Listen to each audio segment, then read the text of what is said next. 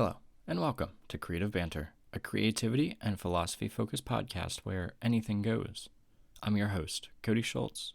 Joining me is the one and only Ben Horn. After explaining a bit about why I had to cancel my September trip to Acadia, which I should have been leaving for this upcoming Sunday already, we moved the conversation to something a bit more important in the long run, paper choice. This ties sweetly into what we were talking about in episode 16, environmental impact. Clearly, that episode has made an impact on my own thinking. And while speaking on paper choice, the conversation makes a minor shift toward eBooks versus Zines, as Ben and I discuss future projects we are currently working on. Let's dive right into it, shall we?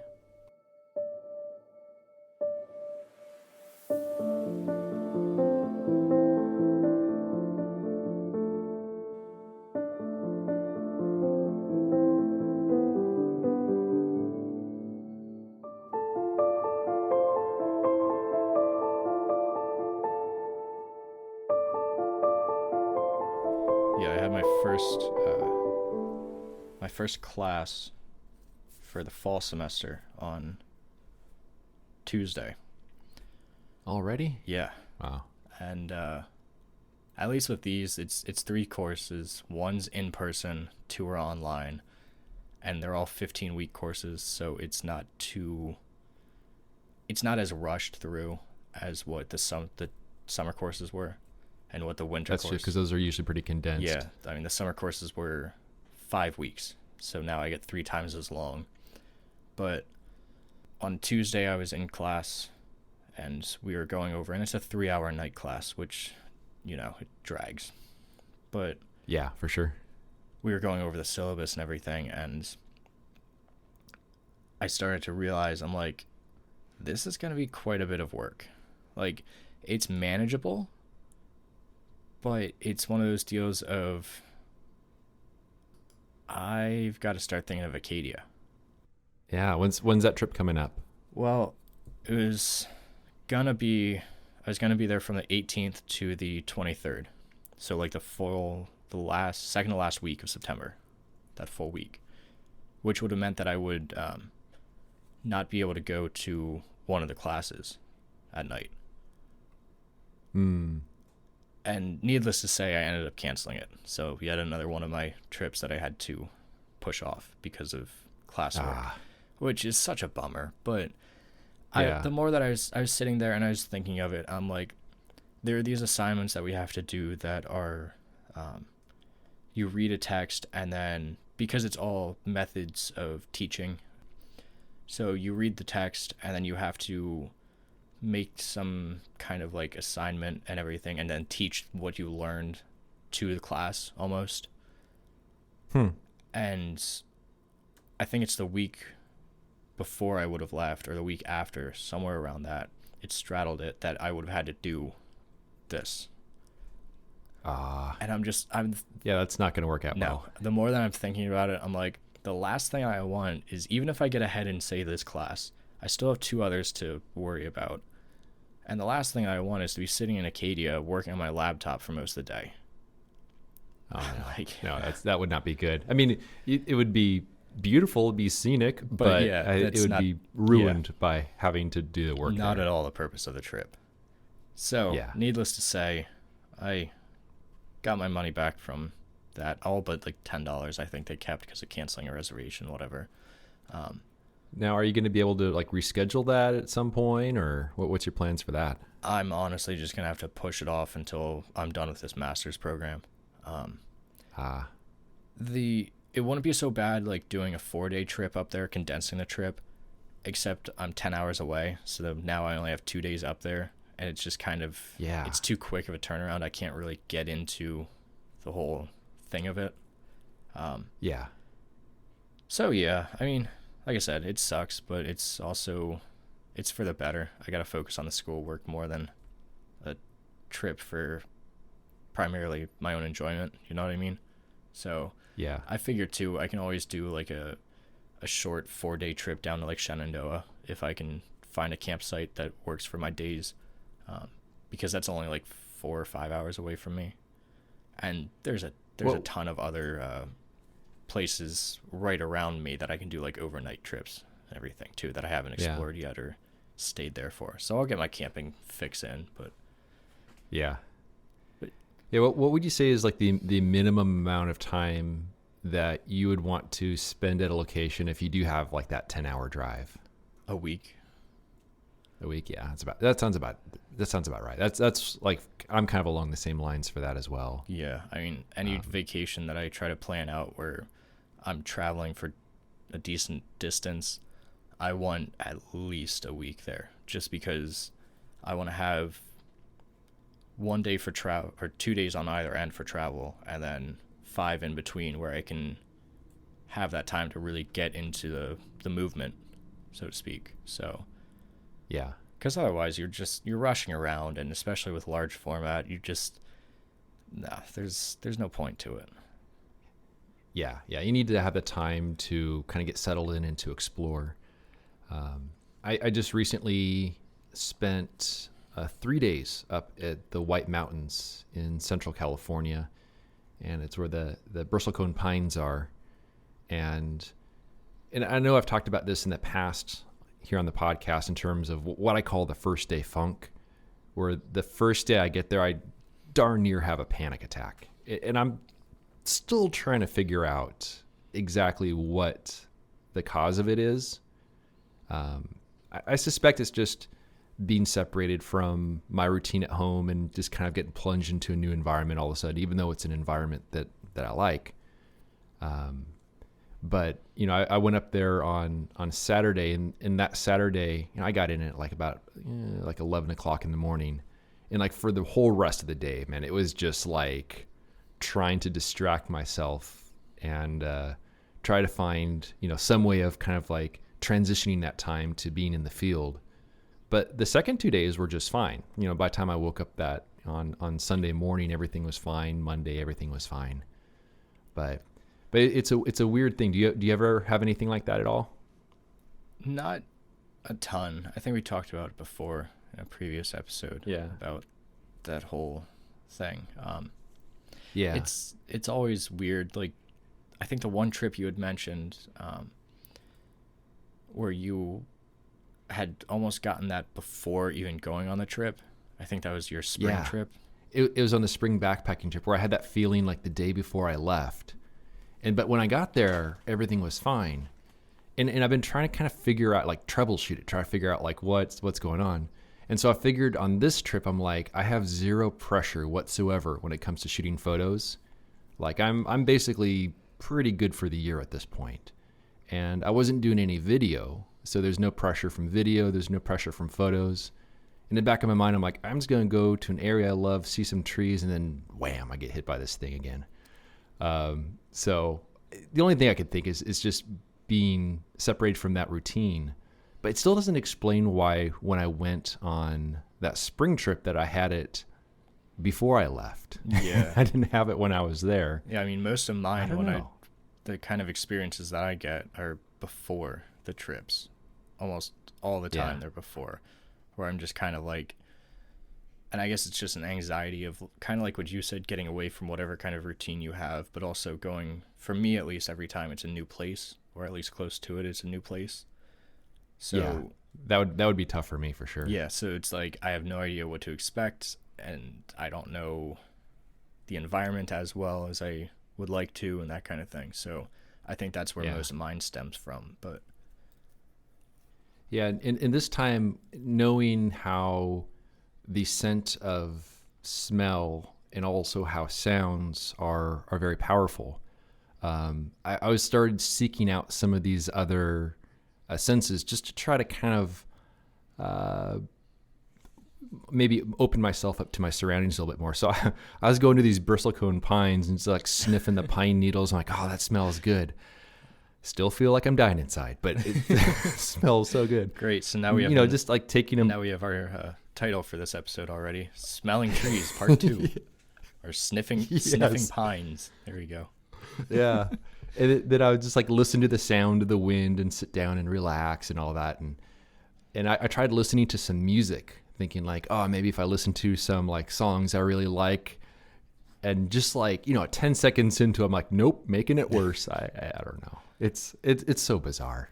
The mind and in and of itself is just bizarre how it works. It's Yeah.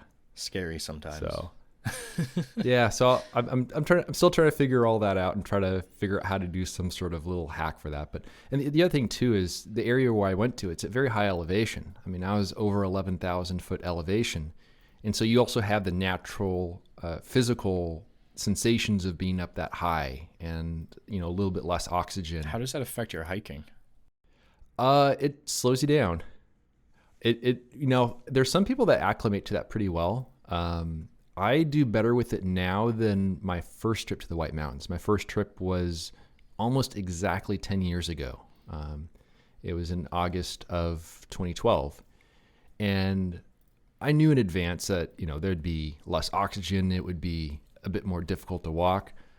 But then you start like walking up this just a very mild slope and you're like, I am dying. This is like, how does this, and then you realize, oh, okay, it's high elevation. And then you start, slowing down and everything's fine. But I was walking on some of those same slopes on this trip and I was more acclimated to it. I think I was just a little bit more accustomed to it. Yeah. I felt that during Acadia for the first. Oh, yeah? Well, just because That's right, because you said it's pretty. Yeah. There's some elevations there. Yeah, you can get up to, I don't think it's quite as high as what you're talking about, but still like 5,000 foot elevations when you're compared to maybe 1,000 foot elevations, if that, in Pennsylvania. I'm not sure what we're at for most of our hikes, but yeah, it can't be that much more than 1,000, 2,000 feet. But yeah, that I definitely feel that slows you down quite a bit, I can imagine. Yeah. And then the previous time I went to the White Mountains was back in 2020. And that was a year when there were some really bad wildfires out here in the West. And at the elevation of the mountains I was at, it was basically above the smoke layer. But that year I camped at almost 12,000 foot elevation. And I woke up feeling really bad the next morning. It was just from a very, very mild altitude sickness. So it's something where you're just like, something's wrong. Yeah. Like I don't like this feeling. Something's not right. I experienced something, again, not quite altitude sickness, but I could imagine it being quite similar. Like we were out in Western PA and camping, and we had to pitch the tent on a downward grade, a very slight downward grade that it wasn't really noticeable until you woke up the next morning and realized that your head is lower than your feet are. So blood's rushing down to your head. And yeah, I think we were there for 4 days, and it took us 2 nights to realize it. So then you're hiking afterwards and all of that after you wake up, and yeah, not the best trip. That's weird. I wouldn't have thought that would have an impact like that. I mean, I guess it makes sense. Well, I mean, just but lay down. It's something I hadn't considered. Lay down on your bed and hang your head off the bed for like even 15 minutes, and you're gonna start to feel effects that are. Yeah. It's weird. It's weird. So how did that manifest itself? How did it affect you? It didn't affect me as bad as it affected my girlfriend. But it was still just like almost lightheadedness, kind of you just felt off. Like for a while as the blood like readjusted, recirculated,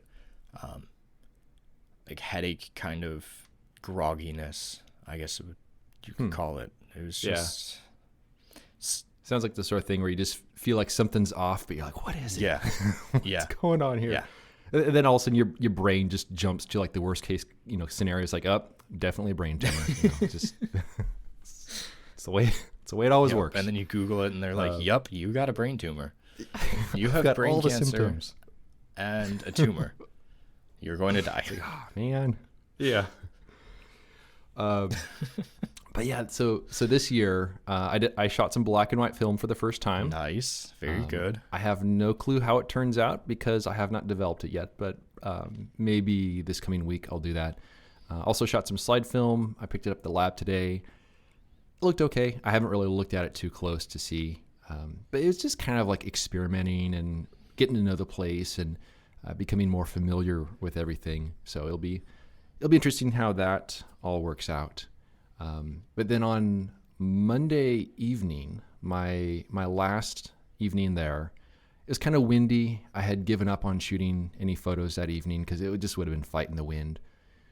So there's this big hill. I'm like, I'm going to go climb that hill, and I'm going to see if I can run up it, just because I'm kind of crazy like that. And so it was a pretty good workout. And then by the time I got back to my truck, it was probably about 4:30. So it's getting a little later in the day. Hop in my 4Runner, put the key in the ignition, turn it, and absolutely nothing happens. So I'm at probably about 11,500 feet elevation or so. And no radio turns on, no nothing. Just a check engine light and a battery light. Very good. So I had as dead of a battery as one can possibly have. But at the very moment that happened, and I'm kind of in this moonscaped area above the tree line, I see this dust cloud heading towards me, and it was the F-150 heading towards me, and the guy, there's 2 research stations up there, and he was kind of going between the 2 of them. He was working at them, and so I grabbed my jumper cables, we hooked it up, and after about 5 minutes of being hooked to this running truck, finally I was able to start my car. So you were really so dead. It was a very dead battery. And I have one of those lithium battery jumper boxes, but it's an older one. And I know from past experience that unless my battery level is just low enough to not start, it wouldn't have the cranking power. Right. So I was very, very happy to see that other vehicle heading my way. And then I drove down to lower elevation. My thought was go down to the campground. I can spend the night there. Maybe if I had to get another jump in the morning, then I can head home the next day. But when I was airing my tires back up and my engine's running, I parked in the parking lot and I was airing my tires back up with my portable compressor. I noticed that one of my battery terminals was a little bit loose. Okay. So all those bumpy roads had loosened one of my battery terminals. It was only draining. It wasn't getting any charge at all. And also the battery was 5 years old, so it was kind of on its last legs anyways. So replaced the battery when I got home and got a Noco lithium jumper box for future instances, and it's supposed to be able to get the car going even if the battery's completely dead. But yeah, that was my adventure, and thankfully it all worked out in the end, I think. Yeah, I mean, you made it back to the house, clearly. So Yeah. unless you're somehow recording in your back of your truck. Yeah, still stranded up there. But it'll be interesting to see how the black and white film works out. It'll be interesting to see how the color film works out once I scan it. But it was just a fun little experience getting out there and enjoying some nice weather before this crazy heat wave settles in. Not that it'd be hot up there, but it was definitely nice to think about wearing a puffy jacket on top of a mountain right now when it's 100 degrees back home. Yeah. Speaking on that and going back to our episode, I guess it would be 2 weeks ago from when this is going to come out. The environmental impact. I was thinking about that again. And Yeah. so I think I mentioned it on here before. I'm doing a little series that's kind of hidden away from public view for right now, but on these Coke machines that are outside different buildings and stuff that I find on my travels. And It's interesting. when I was up in the mountains the other weekend, my dad and I were riding our motorcycles around, and we came across one that is someone back in 2019 had restored this little garage into a gas station. It's all replicated, so it's not actually functioning, but it looks like one of those old-timey Gulf gas stations. It's really cool. Looks pristine. And when we had passed by it, I had my 4x5 in the saddlebags and everything, but I hadn't noticed the Coke machine. My dad, however, did, but I couldn't really communicate with him that well and we were on our way somewhere else anyway, so I ended up going back to this place and making a photograph of it. Mm-hmm. So then, just because I'm going up this weekend, I wanted to develop that film pretty quick and make sure that everything worked out how it should in case I had to go back to any of these spots for this project. And once I developed this one in particular, immediately I knew that it was going to be one that gets shown, that goes into whatever kind of project this ends up culminating into. And so I wanted to print it, and I ran out of my typical paper, which is Hahnemuhl's PhotoRag 308 GSM. But I had a little sample pack of their natural line, which has bamboo paper and 2 other types. I can't remember what they are, but the bamboo paper was the closest, or would get me to the closest that PhotoRag would. So I printed on that, and it has a little bit of a yellow tint to it. But other than that, it looks pretty good. So I'm curious to see if I'll stick with bamboo. I might have to try it out a little bit more, but that led me to the thinking of the environment and the paper choices or the papers that we choose to use, and how that can change into something more sustainable, like bamboo. Yeah. Is it a kind of a matte finish paper? Yeah. Interesting. The camera store I used to work at, we carried Hahnemuhl paper, and I do remember seeing a sample of the bamboo paper. And I do remember it having a little bit more warmth than some of the other papers.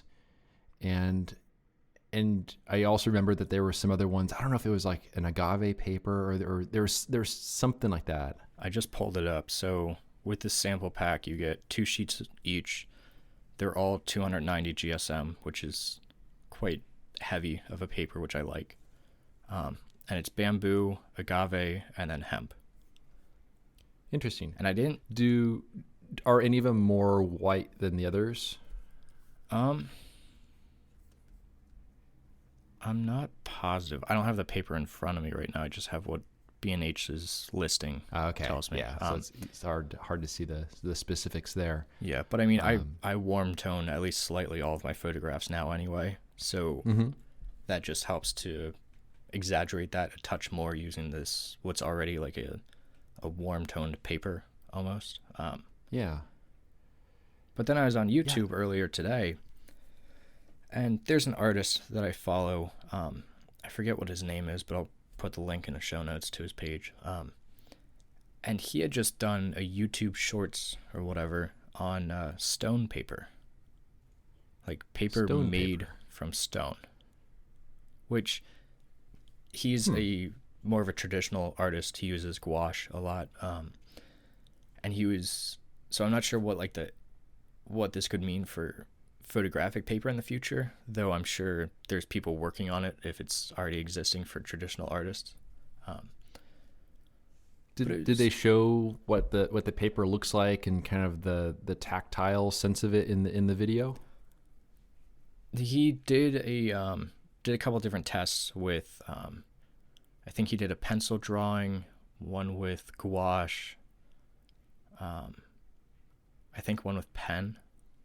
And then he did like a bunch of tests and of just like seeing how each medium reacted to the paper. And when it came to like ink, gouache, watercolor, anything that's like water based, it kind of it didn't stick as well because the paper itself is kind of like water wicking. He even showed in the very beginning that you can just like pour water on it and it just kind of wicks away, almost like it's a plastic coating that's on it.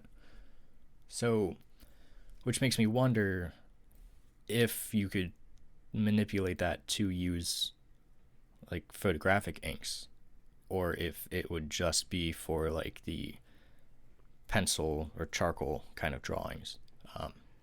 Yeah, but because still, you think it would have to have some sort of, I don't know, like coating or something so that it would make it friendly for an inkjet.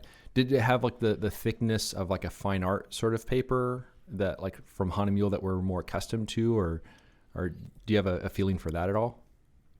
I'm not positive on like the thickness aspect of it. Like I said, I'll link the exact video down below too for those listening. Yeah. That'll be interesting to check out. But it was so weird as soon as he said that it was made of stone. I'm like, how does that even work?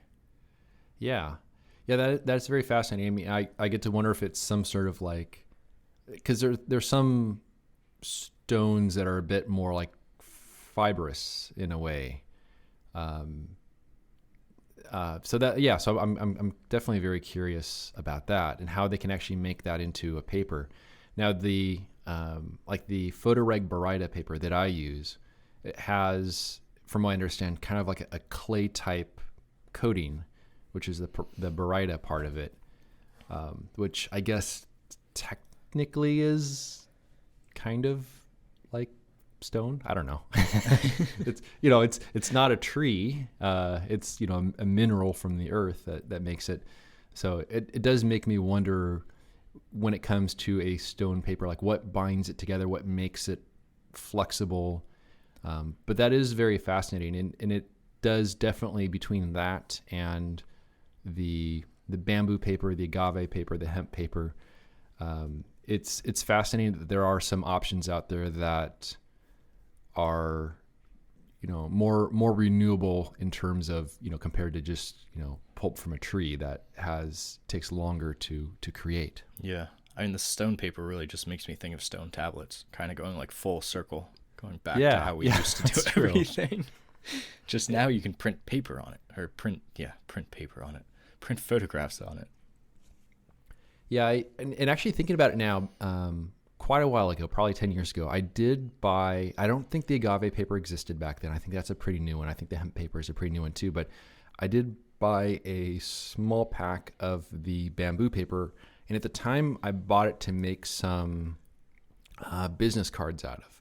Okay. Just because it had a really nice tactile feel where I can hand it to someone and then they could, you watch them kind of like roll it over in their hand and kind of touch it. And so it was something that they weren't just going to throw away right away. They'd just wait until, there's a trash can out of view, then they just throw it away then. Of course. That's why I don't do business cards anymore. Exactly.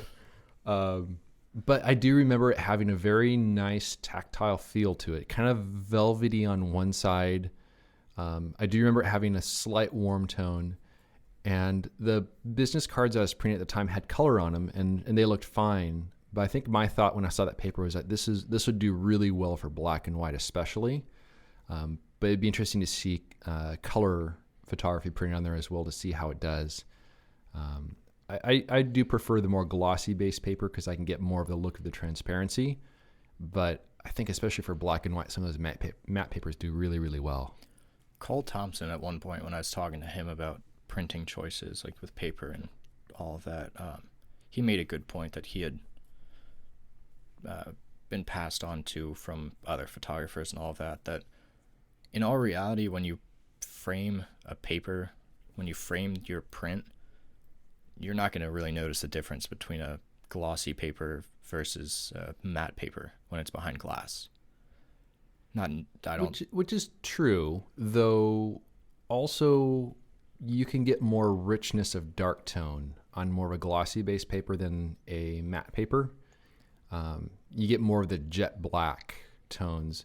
Not that every photo needs it, but there's some photos I think that benefit from having that richer contrast. I'll disagree with you there, and strictly because of Cole, because I mentioned the same thing to him, that I was struggling to get these rich, pure blacks in my prints. And if you're not familiar with Cole's work, it's very, very dark, very black, heavy work, to the point where Brooks Jensen, when he was working with Cole for a Lenswork monograph, he was struggling to print Cole's work because of how black and how contrasty it is.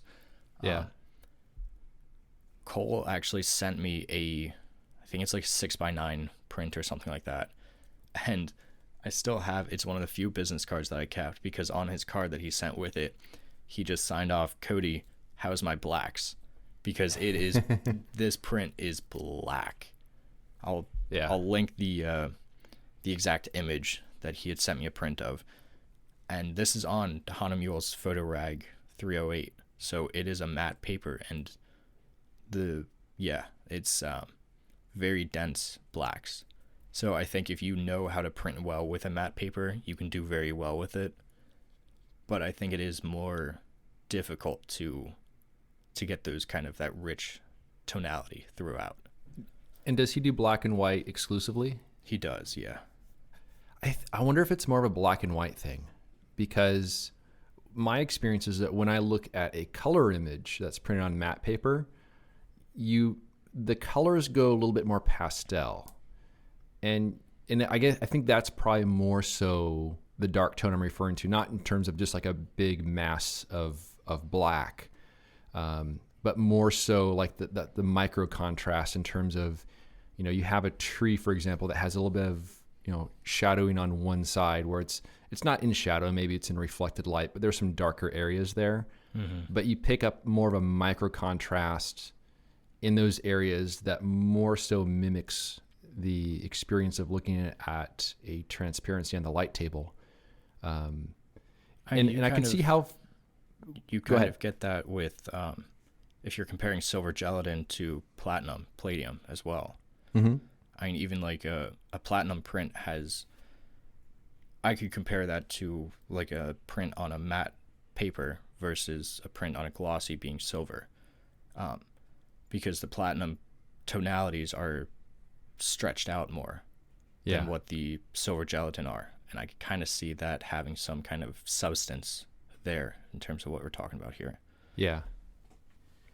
And I can also see how for a black and white image, the blacks on a more glossy paper might be too much in a way where it disrupts some of the tonality, the more subtle tonality, kind of before it gets to the really dark areas. I can see how on a matte paper it might have more of a softer, not in terms of like not being sharp, but a more pleasing dark tone, a more pleasing rich contrast. Right. But yeah, I do wonder if a person were printing a color image with some rich dark tone versus a black and white image with some rich dark tone, how it would compare. Because I think the matte papers also affect the colors a bit. At least that's been my experience, where they lack a certain richness to them. They'll still look beautiful. Yeah, I could see it being more of like your own how your eye perceives it more so than the paper itself losing tonality. But I don't know. I don't mess with color. I don't touch it because I don't like it. I was actually, so I bought a new camera. Oh, wow. Okay. So I'd like to know more about this. I was on eBay, and we had talked before about my wanting a something for like on the bike to like document travels and that kind of thing. Something that's a lot easier to just kind of travel around with than what a 4x5 is. Yeah. And so I settled on an Mamiya RB67 Pro SD, which is the last version of the RB67s before the RZ67 fully took over the lineup. Mm-hmm. It's fully mechanical camera, which was made, production began in 1990s for the Pro SD model. Those things are a tank too. Yes. I wanted to get another Pentax 6.7 because God, I miss that camera. With the 105 2.4 Takumar, that was a beautiful setup, and I regret selling it every single day. But you look at the prices of those, and you're talking like $1,500, $1,600 with the 105. I'm like, I can't afford that right now. So I picked up this RB67, and I figured, okay, as a way to kind of maybe pay this off a little bit, a couple years ago I had done family portraits for like the holiday season kind of thing. Mm-hmm. And so I'm like, I could do that. I don't mind doing that again. Like use the camera to pay off the camera kind of thing. Yeah. But I was looking and I'm like, well, most people are going to want color. That's all right. I can develop C41 at home. That's no big deal. And so I'm trying to figure out how much I want to charge for these portrait sessions. I'm like, the last time that I did it, I was like at $150 for like an hour and a half session. And I'm like, Well, if I do that and I check the prices of Portra 400, because if you have a medium format camera and you're not shooting Portra, you're not a photographer, apparently. Oh, clearly no, definitely not. That's what YouTube tells us. Yes, yes. And I was like, I think at the time when I looked on B&H, it was like $50 for a 5-pack of Portra 400. Mm-hmm. I looked again today and it's $65 for a 5-pack. Oh wow. I'm like, okay, so I guess I gotta up my prices a little bit for these portrait sessions to justify that if people want color kind of thing. But that alone is why I don't shoot color. That's a It huge is very factor. expensive.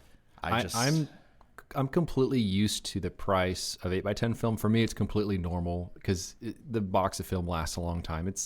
It's around $400 for 20 sheets, which sounds absurd, but you get used to it. But then I'll look, and the other day I think I was searching for B&H to see if they had more Provia 8x10 in stock, and I just searched for, Fuji Provia, and I think one of the first one that came up was 35 millimeter film. I think it was like $25 or something like that for a roll. It was, I don't know exactly what it was, but I just remember looking at it and going, wow, that's crazy. Because that's a lot. With the 35 mil that I just bought was Oford HP5, and I paid $25 for 3 rolls, which I thought was crazy. Yeah. But yeah, that's, I don't know. You got to go black and white a lot sooner than what you are, Ben. Yeah. You got to save that. Yeah. It'll definitely go a lot further. Now, when it comes to doing the portraits, is it going to be just like how are you going to plan on getting the word out that's the service that you're offering now? Is it going to be through any sort of local? I don't know. I don't even know how one would go about doing that. Yeah, I'm just basing it solely off of the fact that I only need 5-6 portrait sessions. So I'm literally just going to have my mom on her Facebook account just be like, hey, yes, just like she had years ago when I got 1 or 2 sessions in or whatever it was, do the same kind of thing of, hey, my son's doing the portrait sessions on film or whatever for the holidays. If you're interested, color or black and white kind of deal, here's his info to contact him. And just very, very low key, because ultimately it's not something that I'm really interested in doing long term or anything. Yeah. I've always loved doing portrait work, but landscapes and the woods will always be my home. So yeah, I want to keep it that way as much as I can, but just enough. I want to do just enough to pay off this camera and maybe a little bit more, whatever comes my way. And the nice thing is that I'm putting it out there, I think like a month, 2 months earlier than I had years ago. So hopefully I'll get a few more in before people stop with it with the holidays and such, but we'll see what happens. It'll be interesting to see what kind of demographic that brings in, because I would think that people will be more excited about having their portrait taken on film is going to be a younger demographic. But it also depends on, I guess, the connections of if anyone's in need of having photos taken for the holidays and such. But I would think that, if a person's going to be getting kind of excited about it, it's probably going to be a little bit of a, younger person who is just kind of has that nostalgia over film and all that sort of stuff. Yeah. And the nice thing too with this, the RB67, the name comes from rotating back, which means that the film back can rotate horizontally or portrait orientation without actually moving the camera any. Because these were built, the reason they're built like tanks is because they were built for the studio work. They were never really meant to be handheld walk around cameras. Yeah. They're meant to be plopped on a tripod and they stay in that place. And that's why they did the rotating back. So it's very easy and you don't lose your composition when you rotate it. Which I think is going to be great for doing portraits like this, especially because I only have a waist level viewfinder with it. And that would be really awkward to kind of hold it up to the side and then everything changes with it being mirrored. It'd just be weird. But so when they went to the RZ, do you know if the Z means anything?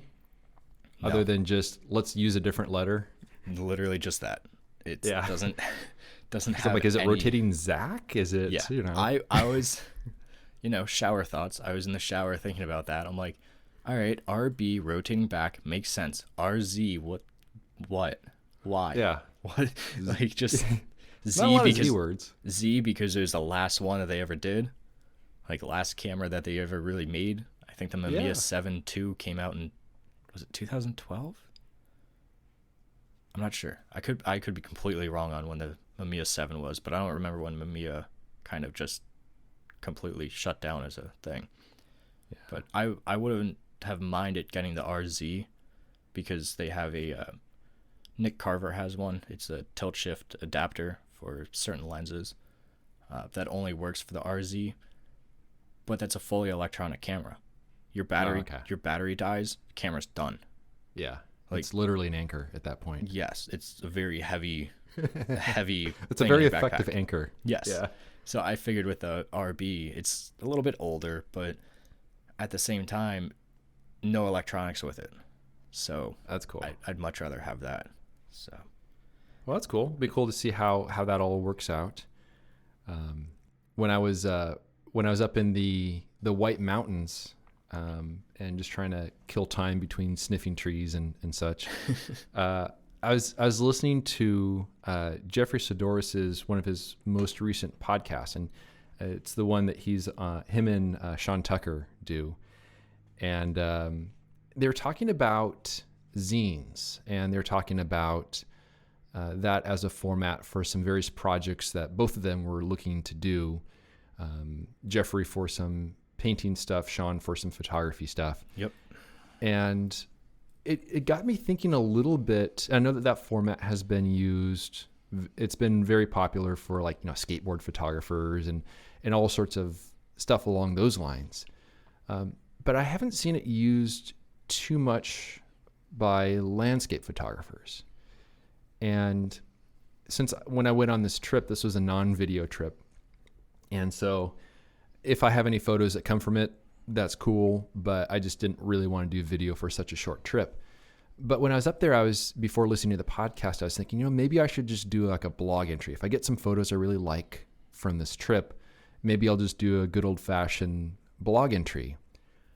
But then when I listened to that conversation with Jeffrey and Sean, I started considering, maybe there's a good way of utilizing the zine format for something that allows me to show the work that's maybe a little bit more experimental in a different presentation, a little bit of a less polished, less permanent sort of presentation.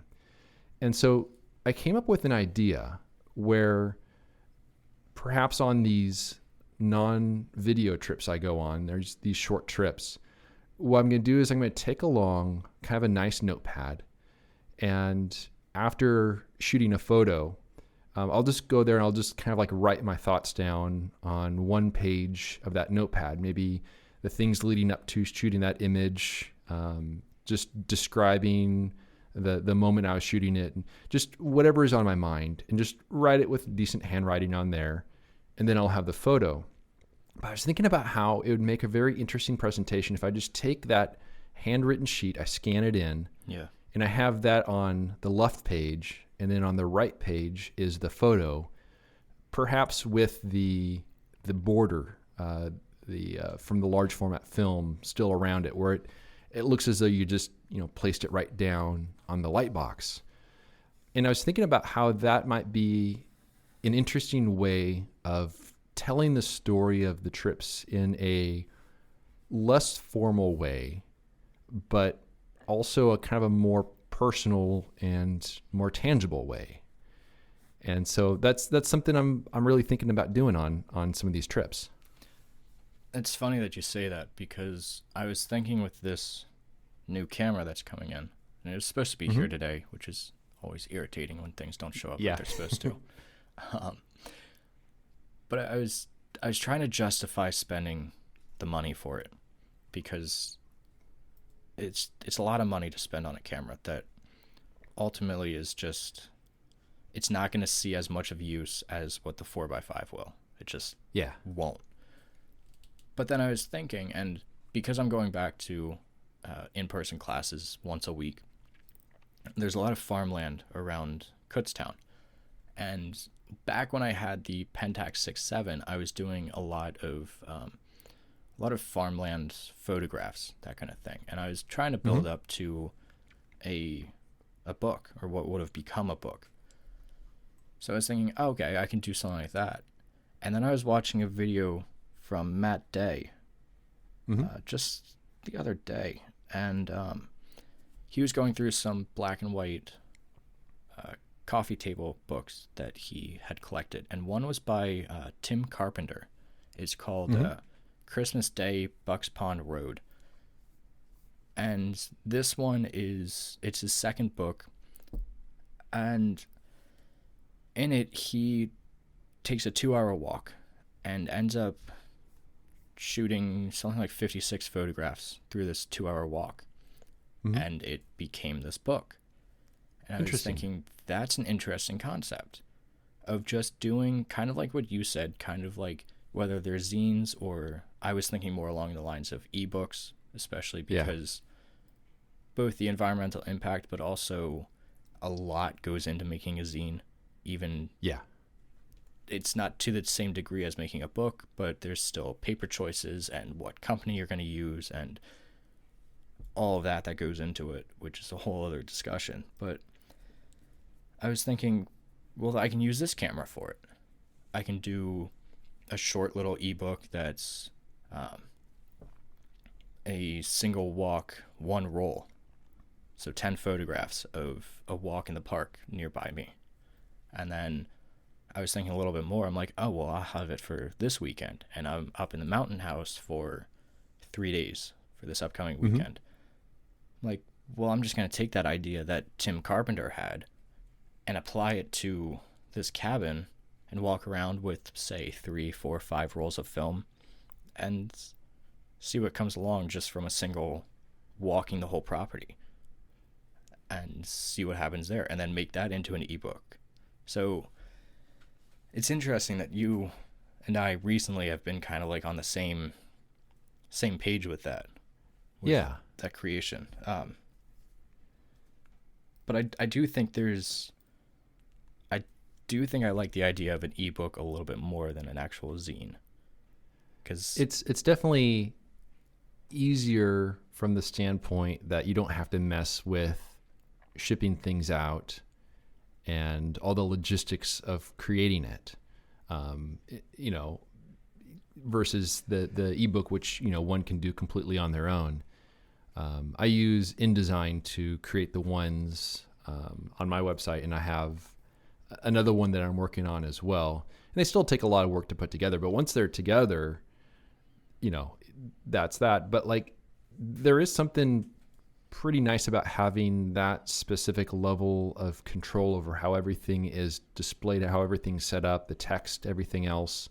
Not to interrupt you for a minute here, Ben, but for those listening, Affinity Publisher is what I use for my stuff that I've been working on. I think Sarah Marino for the works ebooks? on it.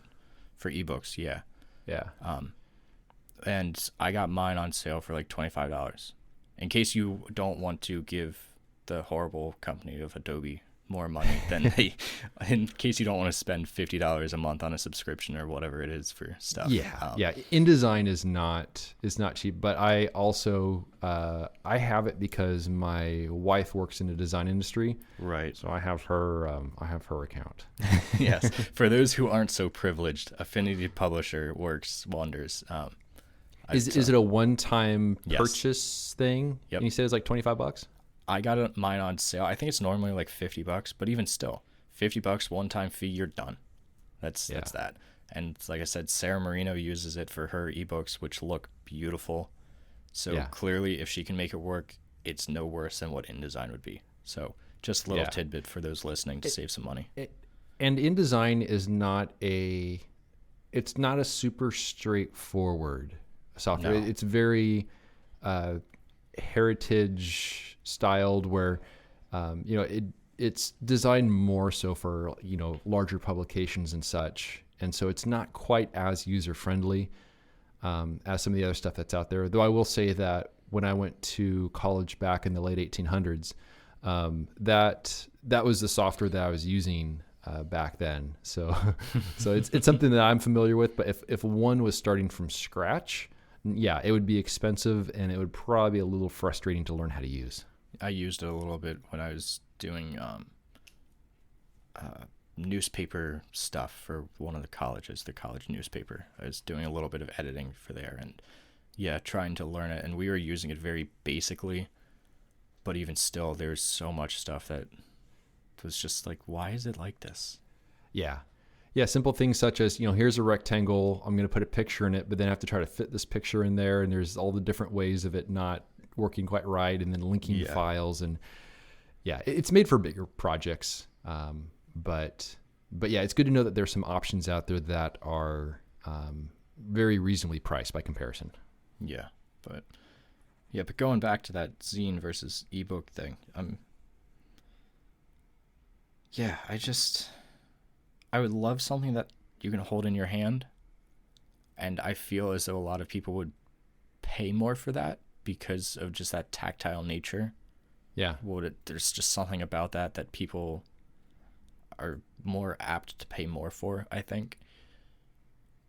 But then you, like we were talking about before, you get into the environmental aspect of it, which clearly has been on my mind quite a bit since we talked about it. Yeah.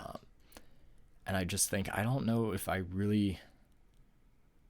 to me, a book is one thing. Like a 15-year retrospective or like a full collection like what you did with Kozu, that's one thing. But a little zine it's almost like magazines. Like magazines are pretty much dead to the world. They're still out there. People still buy them, but yeah, they're not as prominent as they were. And a zine kind of feels like it's being has at least the potential to be replaced completely by an ebook. Yeah, it is very interesting, and it'll be it definitely does make you wonder on that sort of thing with the zines, having something that is physical and tangible.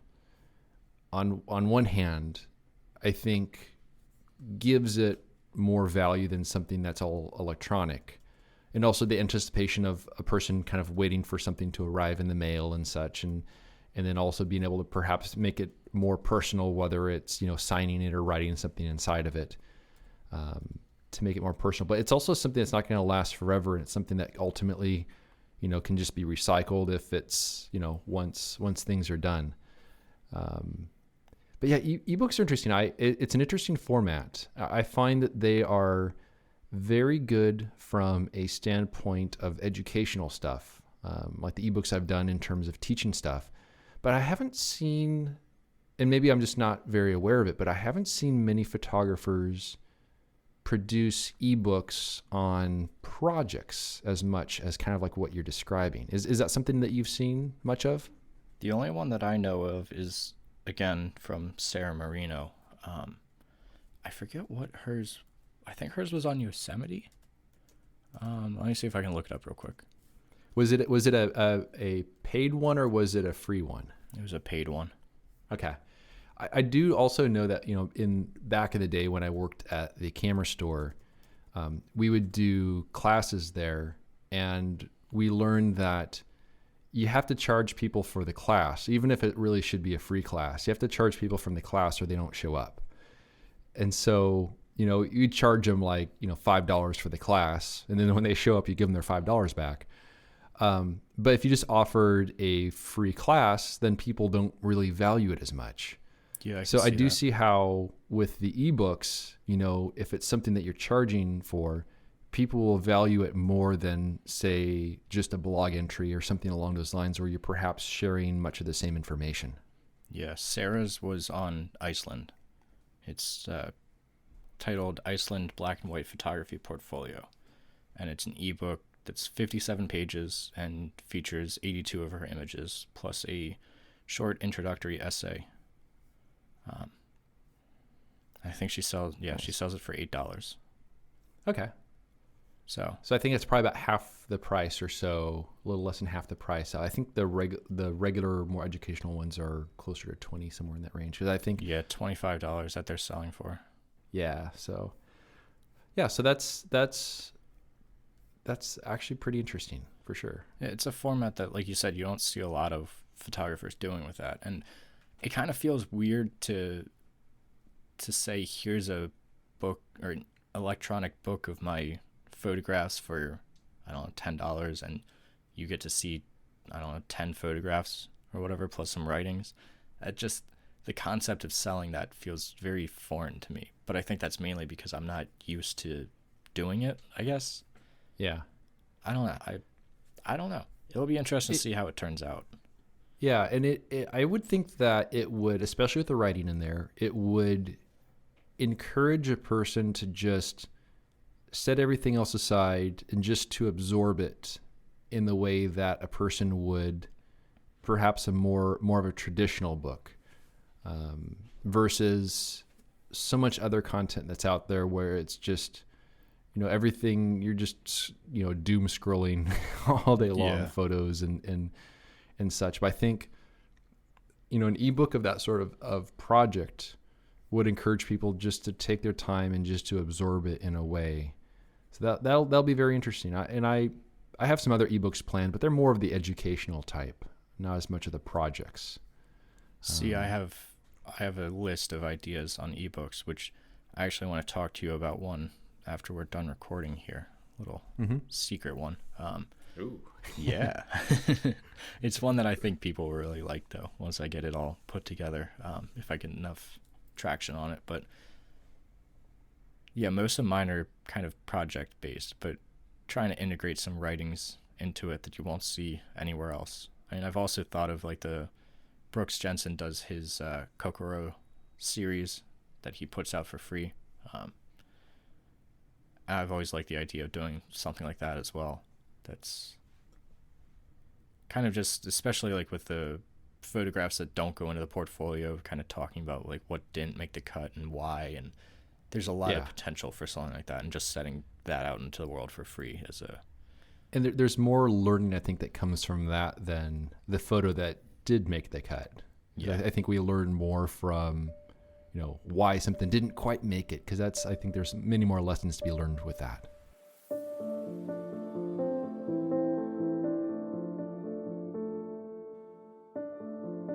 I hope you enjoyed our creative banter. You can learn more about Cody's work by visiting his website, codyschultz.com. And you can find my work at benhorn.com. For further discussion, join us at patreon.com/creativebanter. It's a place where we can interact with you, the listener. And although we greatly appreciate those who contribute by joining a tier, discussions are open to everyone, whether you're a paying member or not. Thanks so much for listening, and we'll see you around next time.